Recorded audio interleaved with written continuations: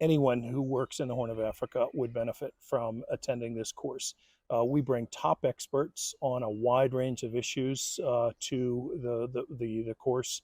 So there's an enormous amount of first-rate learning that goes on.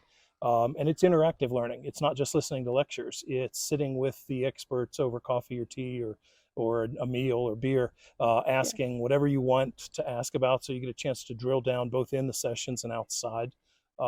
There's also an opportunity to learn from individuals who are doing research in really inaccessible countries. Right now, this is an inaccessible region. It's very hard to get a feel for some nuanced social dynamics about how life is actually lived in these places. Well, these are researchers who are able to do that.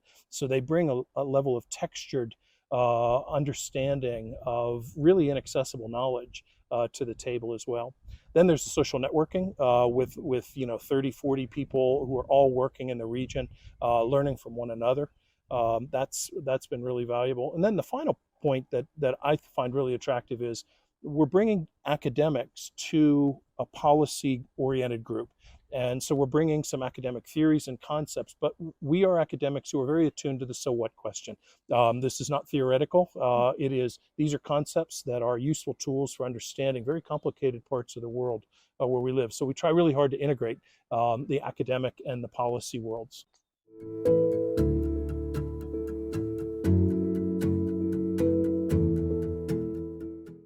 The drought affects so many different aspects of work in the Horn of Africa.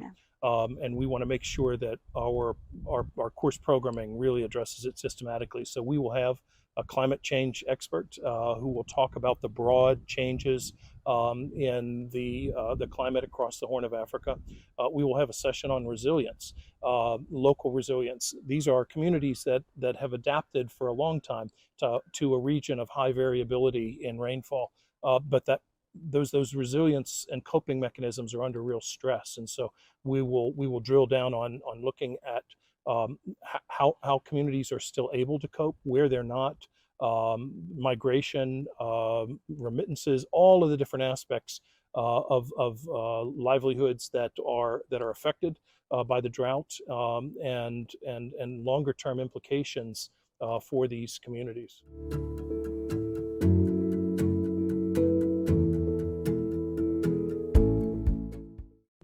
The Horn of Africa has been through quite a stress test in 2022.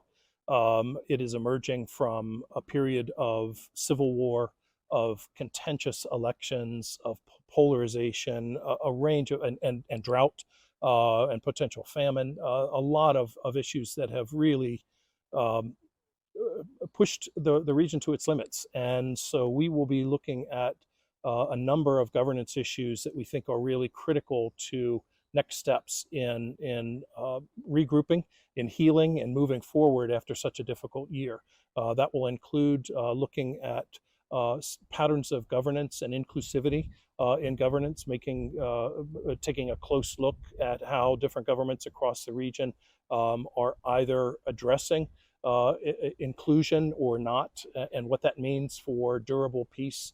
It will look at some of the contentious issues across the region. The governments have been, like everywhere in the world, pretty quick to seize on the easy issues to try to manage and resolve, but they've often left on the table the hardest issues related to identity, representation, land, and citizenship, related to political devolution and federalism and what that means in practice.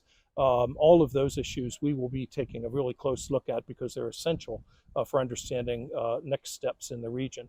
Finally, we will look at governance and economic development.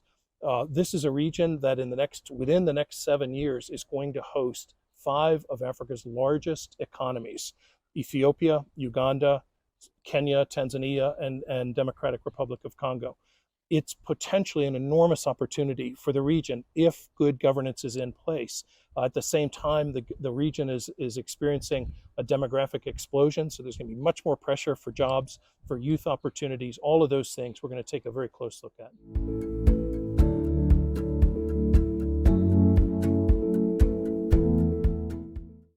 The course is absolutely structured to address those issues. Identity politics and identity around the world can be used both for good and for bad. In the Horn of Africa, different types of identities are critical for accessing security, resources, land, and so those are, and social security. Those are all great things that we'll look at. But identity has sometimes been mobilized by conflict entrepreneurs for ill, and we'll look at that as well. The key, as your question put it, is that all of these identities in the Horn of Africa are changing rapidly.